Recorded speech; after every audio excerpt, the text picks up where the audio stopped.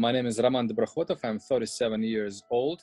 I used to be also a political activist, but now I'm a journalist, I'm an investigative journalist, media outlet where I'm editor-in-chief. The Insider, it is dedicated to journalist investigations, mostly focused on Russia and Russian Kremlin activities. We're trying to explain our audience what is happening in the world, like in America, in Europe, in other regions. And we don't see a lot of media outlets like this.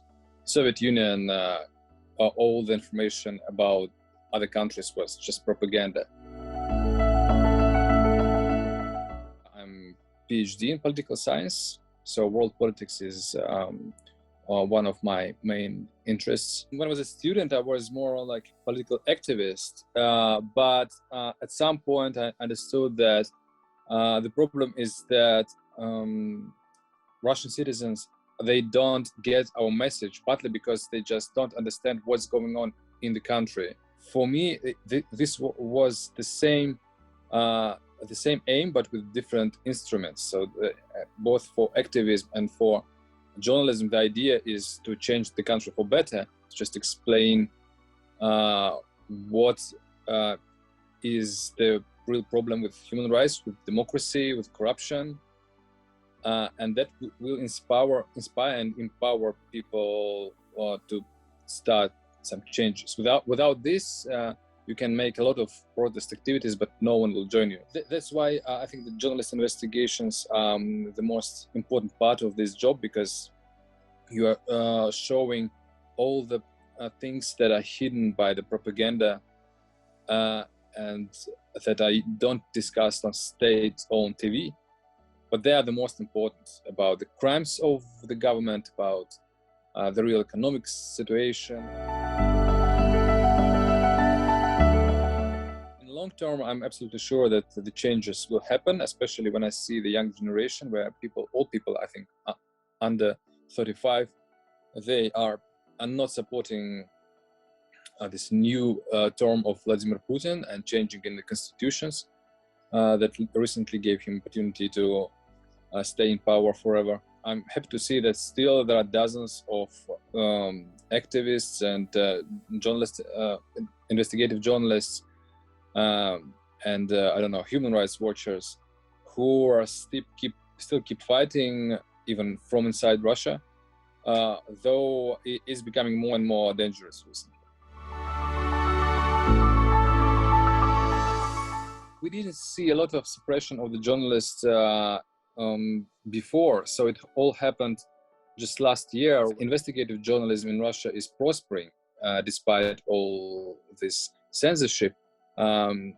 We see more and more projects like The Insider appearing, and this is usually pretty small groups of people, mostly existing in internet, so there is even no office to search, and it is very difficult to control this kind of small organizations.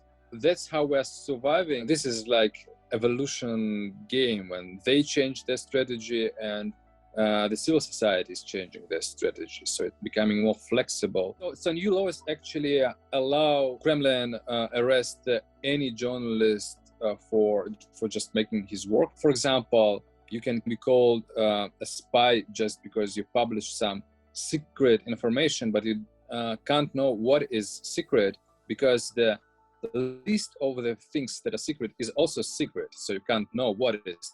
I faced only cyber attacks from GRU hackers. Also, there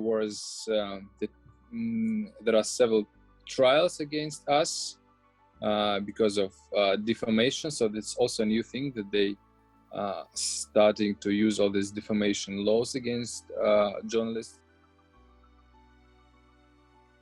It really changed politics, not only inside the country, but also like in relations with other countries, like our investigation on downing of MH17 now is a part of official international investigation of this case. The same with our investigation of poisoning of Skripals in Salisbury. The same with our investigation on explosions in Czech Republic and poisonings in Bulgaria, etc., etc. So almost all of our important investigations became part of a bigger story. We see the result immediately. We understand that this is very important. After that, after you doing all this stuff, you watch series like, I don't know, House of Cards or Homeland or something, and it becomes very boring because our stories are much more interesting, though they're real. I don't think that there are so many times and countries where journalists have a chance to investigate how the president tried to kill their main oppositional leader. So this not happens every time in journalism. I came in journalism in the best time where I did this.